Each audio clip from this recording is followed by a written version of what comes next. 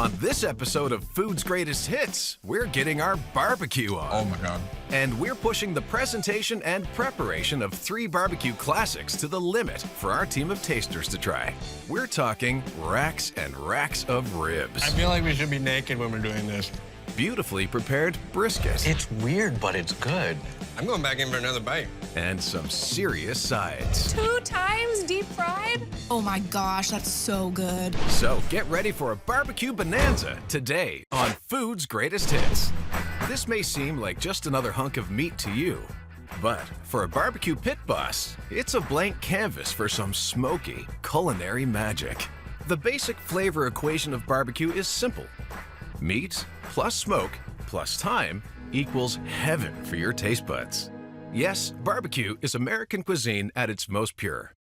The first real piece of food that human beings ate was probably meat on fire. Something about having a charcoal taste on food just gives it an extra to it. That yeah, it's a sound. We love barbecued meats because they are an exercise in patience. Yes. There's so much time and love and like spices that go into making barbecue that you're of course gonna get something delicious at the end.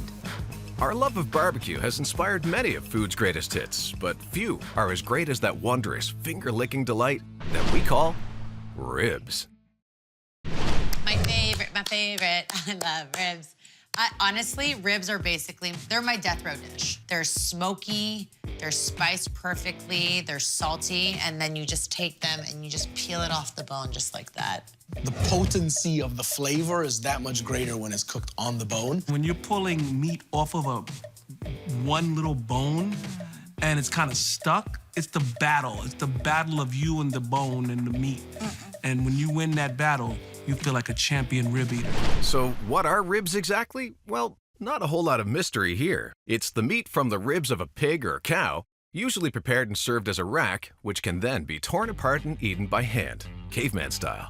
The tradition of barbecuing beef ribs comes from Texas, where cattle is king. For the rest of the South, pork ribs were, and still are, the go-to rib of choice. And both styles were originally prepared one of 2 ways: in a smokehouse, which is where dry rubbing ribs comes from, or over an open pit, which is the origin of saucy ribs. Now, both styles take time and a lot of effort, so barbecuing was usually reserved for weddings and the 4th of July. So it took 2 more barbecue breakthroughs to make grilling up some ribs a weekend pastime. No, not tongs and a kiss the cook apron. We're talking charcoal briquettes and the portable grill. When charcoal was patented in the 1920s, portable grills went from basically a small wood stove that nobody wanted to a backyard must-have. Barbecuing hit the big time, and along with it, so did ribs. Today, ribs have become the gold standard of barbecuing excellence, and for good reason. Nothing is as amazing as digging into a rack of ribs that just came off the grill. Yes, ribs are as close to perfection as it gets. But that's not going to stop us from pushing the envelope with 3 new rib dishes for our team of tasters to try. And our first mashup combines the barbecued rib with a portable carnival classic. Okay. Whoa! What? Oh, okay. What? It's the corn dog rib. What could be in there? What kind of, like, it's like some kind of wing of something. It's like a corn dog, but with a bone. But with a bone? This is a barbecued pork rib wrapped in turkey, ham, and Swiss cheese, battered in cornmeal, and of course, the whole thing is deep fried. This amped up corn dog is for you if you want a rib for the road after a backyard barbecue. I want to get to the core. It's like multiple levels going on in here. There's something else in there. I know I shouldn't play with my food, but this stuff is like, there's a lot going on in here. Good. So just melt in your mouth, delicious. I thought the rib would have replaced the ham, but no. Not so. Why would I deny myself of that third meat? So the corn dog rib is a hit, and honestly, of course it is. Lamb ribs are a big deal in the Middle East and Central Asia. Argentinians make a thing called tira de asado, beef short ribs crusted with seasonings and slow grilled, which brings us to our next rib dish that you might want to try if you're having a Hawaiian-style backyard barbecue. 2, 1.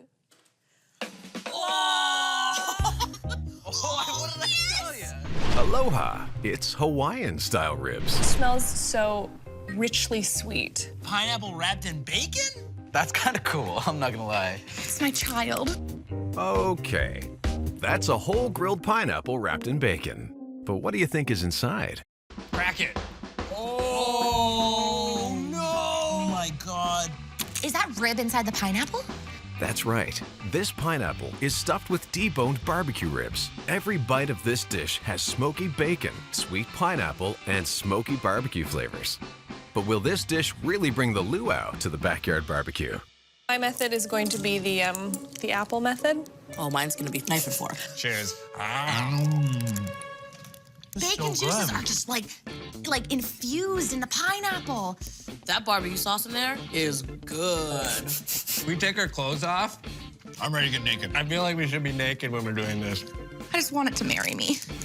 Well, it seems that one of our tasters is literally in love with our Hawaiian-themed rib dish. But if we could say there's one thing that turns some people off about ribs, well, it's having to eat them right off the bone. For those people, there are boneless chicken breasts, boneless chicken wings, and this thing. So if this sounds familiar to you, get ready, because our last take on classic ribs is a dish with a bone that everyone can handle. They're sugarcane ribs. I know bones. I know bones, and those are not bones. This is a sort of a modified rib, we've noticed. Yeah.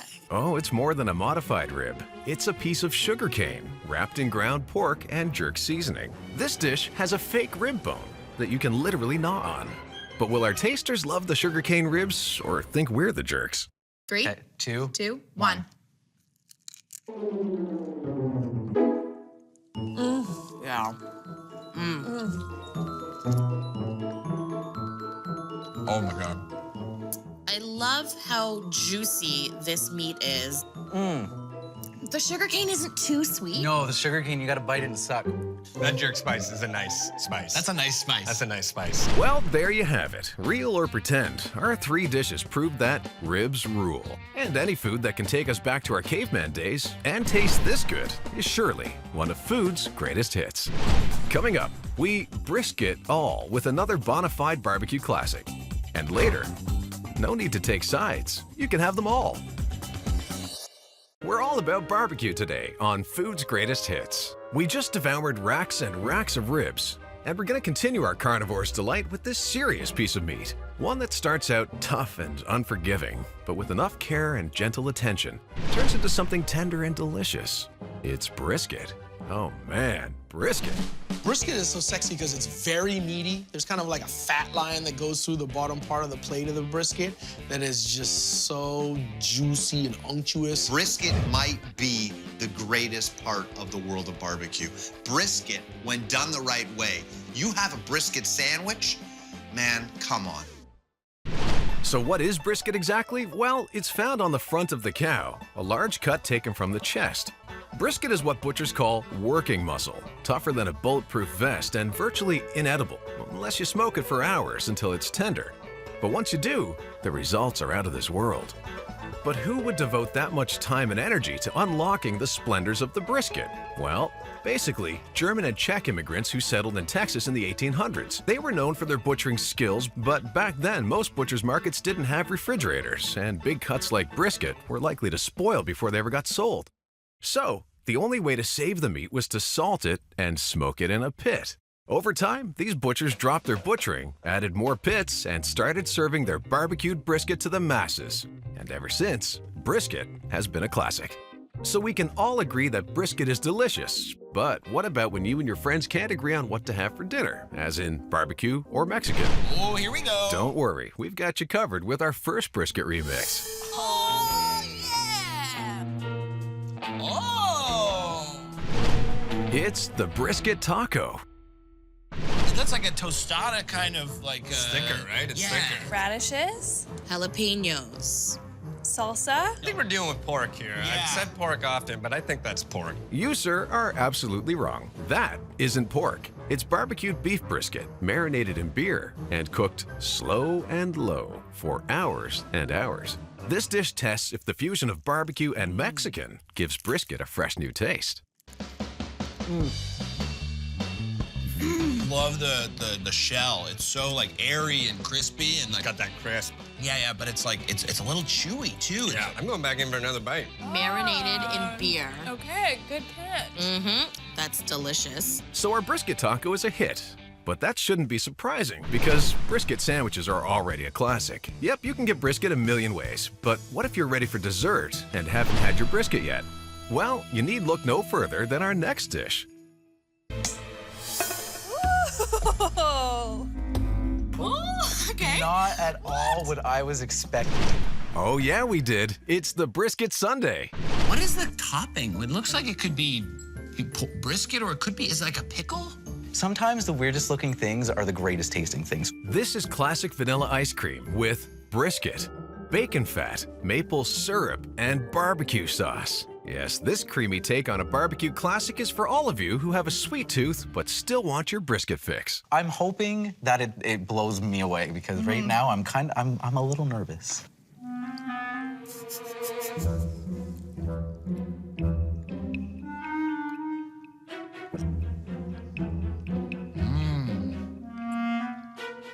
Oh wow. It's weird, but it's good. It's like eating cold meat, like a sandwich left over the next day. Man, this is amazing. Your whole mind is like, okay, what is this? I don't know. Just lean into it. It's got dairy in it. It's got meat in it. I'm stuffed. Actually, if I went out and saw this on a menu, I'd order. Would you? Legit, swear to God. Swear to God. So the brisket ice cream was a hit with our tasters, but maybe this dish is just too much for you. Well, don't give up on the idea of a brisket dessert just yet. After all, savory meat pies are a thing, right? Ah, here we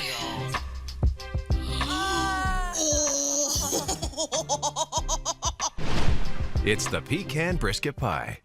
Not finger foods, but that's okay. Hey, I would eat this with my fingers. It looks totally. delicious. This is a pie with meat in it. This is actually a hybrid pecan brisket pie made with candied pecans, maple syrup, and of course, slow-cooked brisket that has been pulled and mixed into the pie filling. It's not exactly sweet, not exactly savory. Let's call it swavory. This is the dish for all of you who love brisket and pecan pie so much you want them both in one delicious pie. Mm-hmm. Here we go. So sweet, but I really like it. If somebody would have said this pie to me, they'd be like, here's the thing, it's gonna be a pecan pie. It's gonna be brisket in it. I'd be like, get out of my house. Totally halfway between sweet and savory. Oh man, so good. The brisket is mostly just a vehicle for the sweetness. You don't really taste like the flavors of the meat. It's more of a texture thing. I disagree. I definitely get a very meaty flavor from this. I'm really into this. We've just seen that barbecue brisket is more versatile than you might think. It's just as at home inside a taco as it is inside a pecan pie or a scoop of ice cream. But if you're a barbecue purist and you just want your meat, well, don't fret. Every May 28th is National Brisket Day, a chance for brisket lovers to come together and celebrate what is truly one of food's greatest hits. Coming up next, it's time to take sides. Literally, we're eating barbecue sides. We're all about barbecue today on Food's Greatest Hits, and so far, we've had meat piled on top of more meat. And why not? Meat is the star attraction of barbecue, and the sides are just supporting players, right? Not so fast. You need a bit of variety in there, my meat-loving friends. So let's take a look at 3 all-star barbecue sides.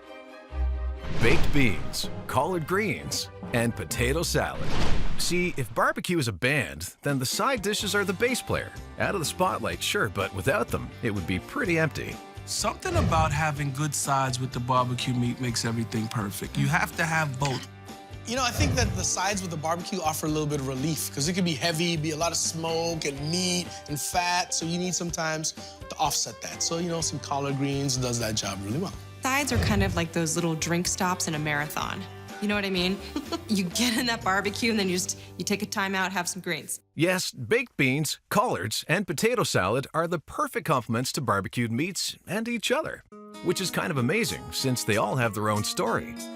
European settlers to America added molasses and pork fat to make early baked beans, and they became a natural ally to barbecue. They can be served hot or cold, they're prepared in huge batches. Oh, and they taste like $1 million, even though they only cost pennies to make. Collard greens came to America from Africa in the early 1600s. The crop took off in the warm climate of the South and is loaded with vitamins. It quickly became a classic pairing with barbecue because it balances perfectly with a meal of heavy smoked meat. But what about potato salad? Well, German immigrants brought it to America and served it warm with vinegar and oil. In the early 1900s, mayo was added to the mix and the rich, creamy potato salad was born. And both styles are perfect with a plate of barbecued meat. So how are we taking these classic sides to the next level? Well, for starters, we're giving these sides their moments in the spotlight with a remix of each one. And we're starting with a dish that finally offers vegetarians something hearty to eat at the barbecue. This would be a weird barbecue. Yeah. 3, 2. 1.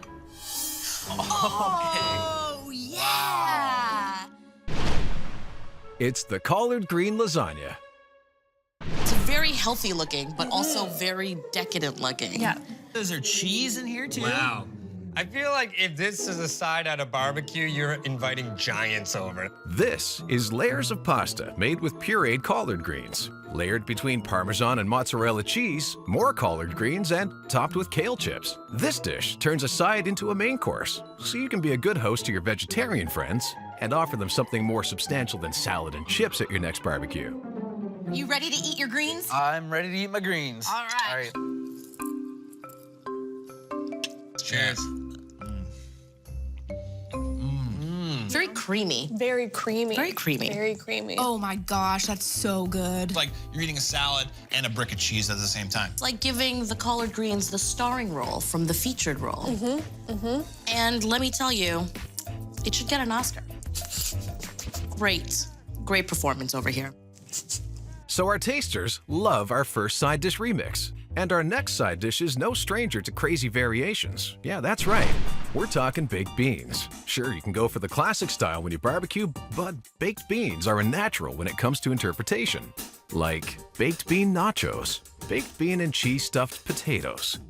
Or, if you really want to press your luck, try baked beans jelly.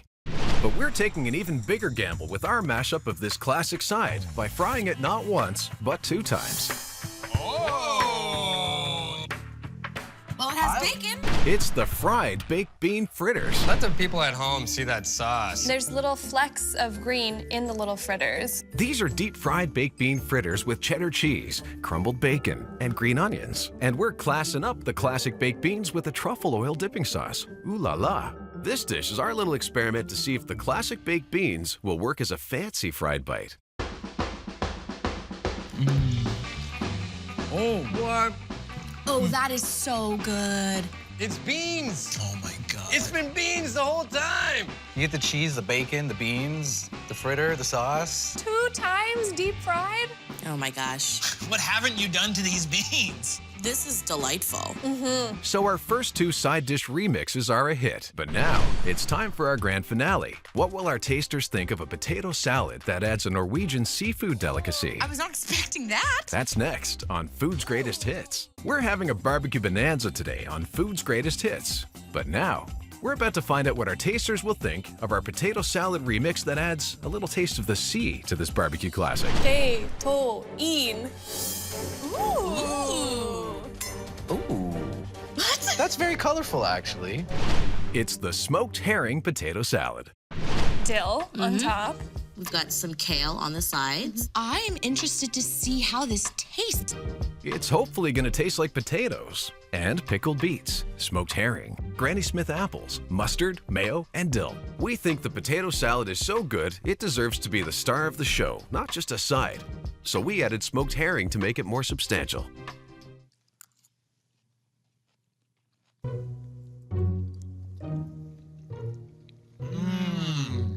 There's fish. Smoked herring. Smoked herring.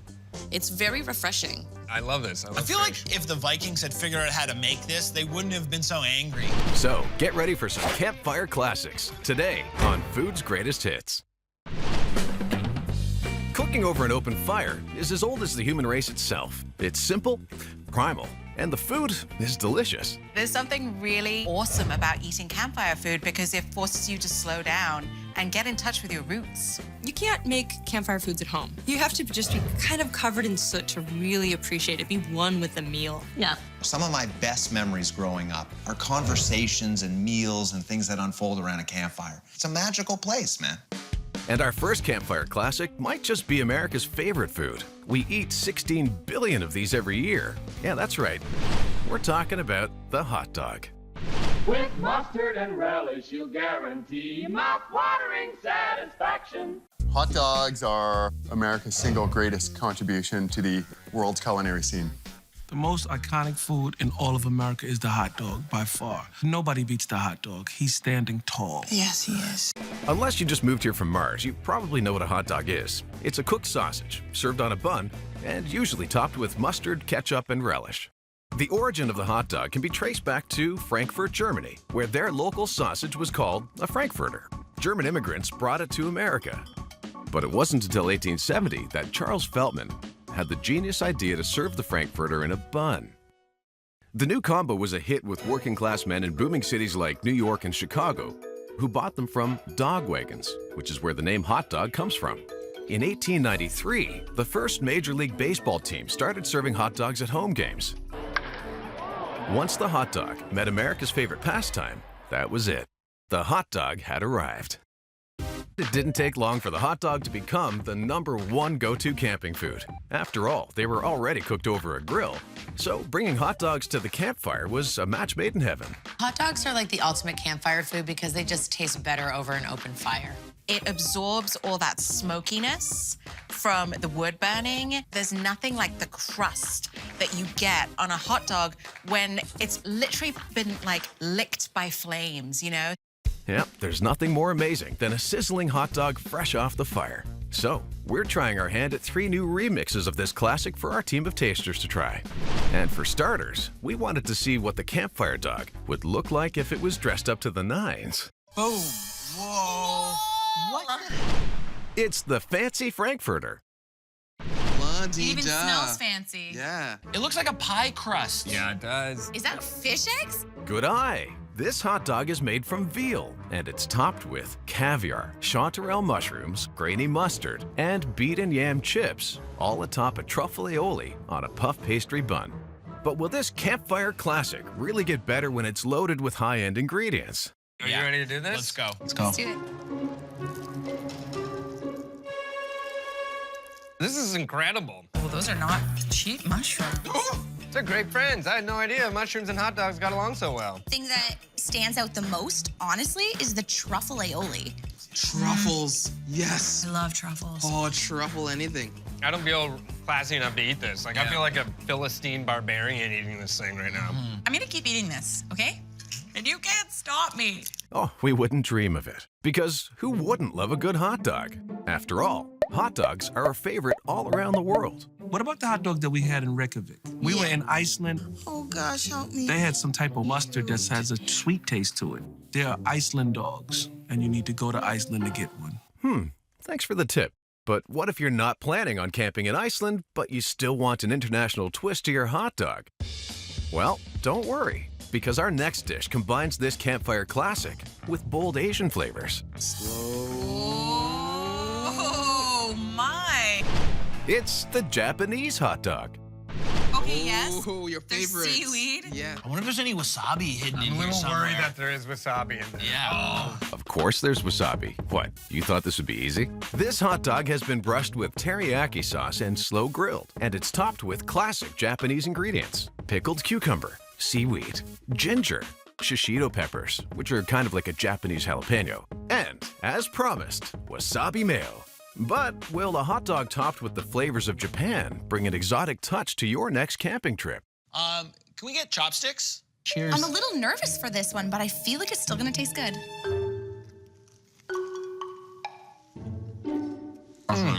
I'm pleasantly surprised. Yes. The marriage of the flavors together is really good. My favorite part is definitely the wasabi mayo. You've taken the hot dog and brought it to a whole other level. So all you have to do is bring a few simple Japanese ingredients with you when you're camping to give your hot dog a new twist. Which brings us to our final hot dog remix. Let's say you've just finished your last hot dog at the campfire, but you aren't quite ready for just any dessert. Well, this mashup has you covered. Oh, no, I was not expecting that. It's the dessert dog. We've been good boys, haven't we? Have we been good boys? There's whipped cream, there's ice cream, there's like sauce everywhere. Oh, that's right. This faux hot dog is a deep-fried Mexican pastry called a churro, with an eclair instead of a hot dog bun, topped with vanilla ice cream, whipped cream, chocolate sauce, caramel sauce, and sprinkles. Okay, you got us. It's not really a hot dog. We just want to know if a dessert presented like a hot dog will be able to replace roasted marshmallows when you're camping. Watch this. No, you're ruining it. No, you're it's gonna ruining be it. easy You're to bite ruining this it. now. You're ruining it. I'm gonna eat it like a dog, just. This is good. Oh. Okay, I think I'm gonna just follow your lead and smush it. Well, well, well. I know. There is nothing that beats a good churro. Seriously. The cinnamon and the sugar. Ice cream wrapped around it just elevates it to a whole other level. It's a little out of control, but it tastes really good. You guys did a bang-up job on this banger. Why, thank you. It's so nice to know we're appreciated. Because, as you can see, you can dress up the classic campfire dog with fancy ingredients, give it an international twist, or turn it into a decadent dessert. As long as you're eating it beside a roaring campfire, you're still digging into one of food's greatest hits. Up next, we're chipping away at another campfire classic. And later, a dessert that will have you coming back for some more. We've got a toasty campfire going today on Food's Greatest Hits. We've already cooked up some hot dogs. And for our next fireside classic, a little something crunchy on the side. We're talking about that salty, crispy, delicious snack that goes perfectly with ghost stories around the fire. That's right, it's potato chips. I like all kinds of potato chips. You pop one of those. You don't pop a second, your mouth's dead. I have no self-control when it comes to potato chips at all. It's like salty, crunchy. It's the most addictive snack there is out there for sure. Everyone knows potato chips are thin slices of potato that have been deep fried until delightfully crunchy. But which happy camper came up with them? Amazingly enough, a chef named George Crumb. Seriously, we're not pulling your leg. His name was actually Crumb. The story goes that one night in 1853, at Moon's Lake House in Saratoga Springs, New York, a customer was unhappy with Chef Crumb's fried potatoes, so he sent them back to the kitchen. Hoping to annoy the man, the spiteful Crumb sliced his spuds too thin to be eaten with a fork, then deep-fried them and sprinkled them with salt. But to Crumb's surprise, the customer loved them. So did everyone else, and we've been enjoying their crunchy glory ever since. And nowadays, you can get potato chips everywhere. We mean everywhere. But there's no better place to dig into a bag of the good stuff than around a campfire. What makes a potato chip a really good campfire snack is it's easy to share, it's easy to pack. Everyone just loves chips. I think they're a great snack to eat when you're telling stories. Potato chips are a great backup. You can't get the fire going, it's a rainy day, bag of potato chips. Everyone knows that you need a starch to go with the meat. So when you're out in the wilderness, there is no better starch than the potato chip. Yes, potato chips are the perfect camping snack that will always satisfy even the hardiest woodsman. So how could we possibly take this campfire classic to the next level? Well, for starters, we've harnessed the greatest culinary minds at Food's Greatest Hits to turn potato chips into a sweet and savory dessert. What? It's the double chip cookie. These look so cool. There's potato chips, there's chocolate chips. Yeah. Oh, that's right. These are chocolate chip cookies with chunks of regular potato chips baked inside. So for all of you who can't decide on sweet or savory at your next campfire, you don't have to. You can have them both in one delicious snack. Let's do this. That's really good. I will never get tired of that saltiness and that sweetness together. Thin and crispy. It's more chip than cookie, I think. Yeah. It's super light and it's fun to eat.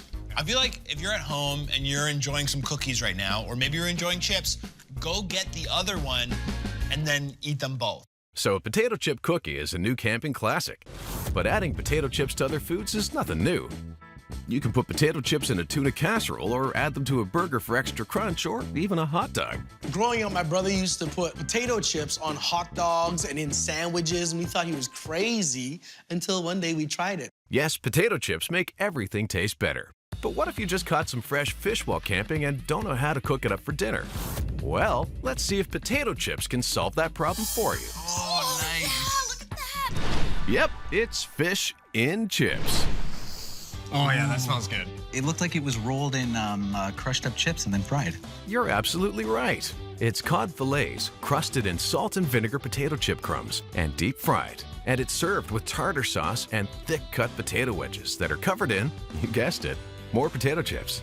It's basically a literal take on fish and chips. But will a potato chip crust really turn fish and chips into camping cuisine? Ready? Yeah. All right, here we go. Oh my God. Just look at how flaky that fish is. I love the vinegariness of the chips because you're only used to that when you eat potato chips, but now you're eating like a potato. I think that like the actual tips, like they make the potato a lot saltier on the outside and a lot crunchier. Yar, she be delicious. Oh, yes. Well, if it's good enough for pirates, it's gotta be good enough for the rest of us. Even people who love unusual chip flavors. Just get a load of these. India has mint-flavored potato chips. Just let that sink in for a second. Australia has barbecued kangaroo chips. In China, you can get chicken and cola chips. Yeah, that's one flavor. Yeah, there seems to be a chip flavor for every occasion. But what about breakfast? Well, our final chip creation turns this campfire snack into a hearty meal fit to start your day. It's the potato chip quiche. This is a potato chip pie. I could eat like the whole thing. You love chips. I'm a chip guy. This is a cheddar cheese and bacon quiche, and it's loaded with all the classic potato chip flavors, sour cream and onion, salt and vinegar, and barbecue. And it's topped with a dollop of sour cream and chives. So as long as you have eggs, bacon, cheese, and lots of potato chips, you can whip this up in a cast iron skillet over a roaring fire. But will adding potato chips to a traditional quiche make this dish the perfect camping breakfast? All right, you ready? Yeah, I'm ready. Oh, that is chippy. I have never ever had anything like this before. All the flavors kick in differently, but they don't mask each other, which is really cool. So like, you're getting those regular chips, the sour cream, your cheese. Ah, this just in. Chip pie is delicious. So it turns out a potato chip quiche is the best way to start your morning when you're camping, because potato chips really do make everything taste better. That salty, satisfying crunch will never steer you wrong. And that's why potato chips are one of food's greatest hits. Coming up, we've got one s'more campfire classic coming your way. We're on a culinary camping trip today on Food's Greatest Hits. We started with hot dogs and then snacked on potato chips. Now, it's time for the most classic camping dessert of all time. Oh, that's right. We're talking about s'mores. I love a s'more. Who doesn't have good memories of making s'mores, eating s'mores, sharing s'mores? Love s'mores. Chocolate, roasted, melty marshmallow that's kind of burnt on the outside enough that I can pull it away, and then it's like the white clean bit, and then the crunchy burnt bit on the outside. I like that. Other people hate that. Nostalgia for parents and a killer sugar rush for kids. The s'more, short for some more, is the quintessential campfire dessert. And for good reason. The fiery heat from the roasted marshmallow slowly melts the chocolate, binding the sandwich together in delicious harmony. What pairs better than s'mores and campfires? It's an age-old tradition. As long as I've sat by campfires, I've been eating s'mores. Graham cracker, the marshmallow, the chocolate, that is truly the ultimate campfire food right there. Sadly, we don't know the identity of the genius who invented the s'more. But marshmallow roasts were a summer fad by the 1890s, and in 1927, a recipe for s'mores showed up in a Girl Scout handbook. Word of these s'mores spread like a melted marshmallow. The treat quickly became a Girl and Boy Scout campfire classic, and by the early 70s, the name had been contracted from s'mores to s'mores, because one syllable is always better than two. So it looks like the Girl Scouts deserve the credit for spreading s'mores across the country, which begs the question, why don't they go door to door selling s'mores instead of boxes of cookies every year? Yes, the s'more really does deserve the title of the ultimate camping dessert. So as crazy as it sounds, we're actually going to try our hand at taking the classic s'more to the next level. How, you may ask? Well, for starters, what if you're taking someone camping for their birthday and want to do something over the top to celebrate, but you still want the flavor of this iconic camping treat? Well, don't panic. Just call us for backup, because our first s'more remix has you covered. Suit up. It's the s'more birthday cake. What do you think is inside the cake? It's like a creme brulee situation. Well, good guess, but no. This is a chocolate cake with a graham cracker crumb dusting, and it's topped with a frosting made of perfectly charred melted marshmallows. So this way you get all the classic flavors of the s'more, but dressed up for a party. But will the rustic s'more really get better as an elegant, fine dessert? Partner, are you ready for this? Oh, it's so soft.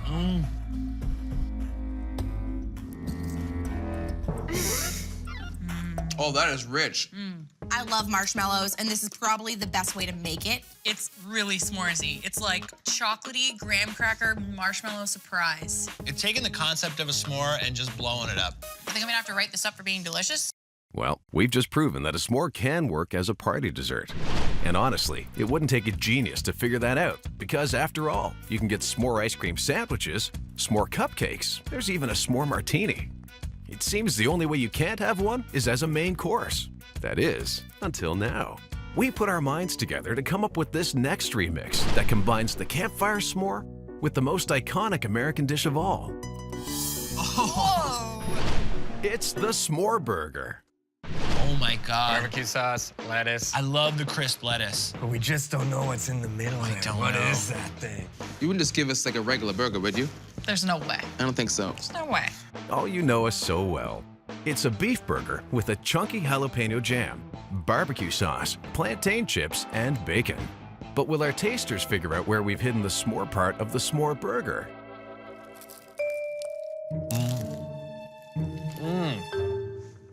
There's... What'd you do? There is chocolate in this burger. Is this a s'more? There's actually a s'more inside the burger.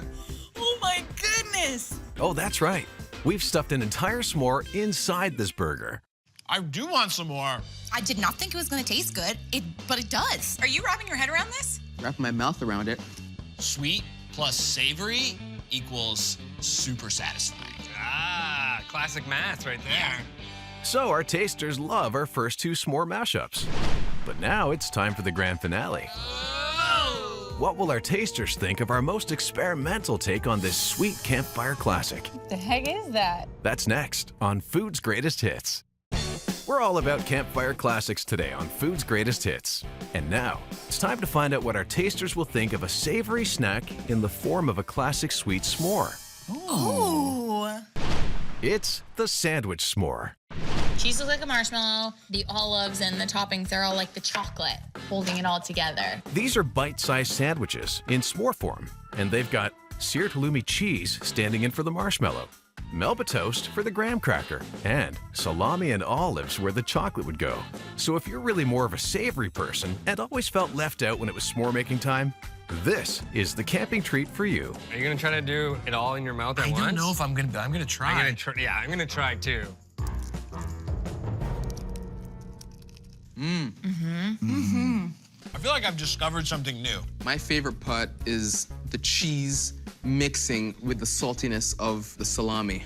3 little things of these would be like a decent meal, even if you are camping. If you were sugared out, if you were s'mored out, then this would be a good alternative. So our savory s'more has warmed the hearts of our tasters, which is really what these 3 campfire classics are all about. Whether it's fire-roasted hot dogs, savory, satisfying potato chips, or sweet, melty s'mores, these 3 will always hit the spot, no matter how you have them. So try taking them to the next level with crazy ingredients and combinations, or go ahead and eat them in basic form. Because as long as you're digging into them around a roaring campfire, you're still eating some of food's greatest hits. Are you asking me if I want some more?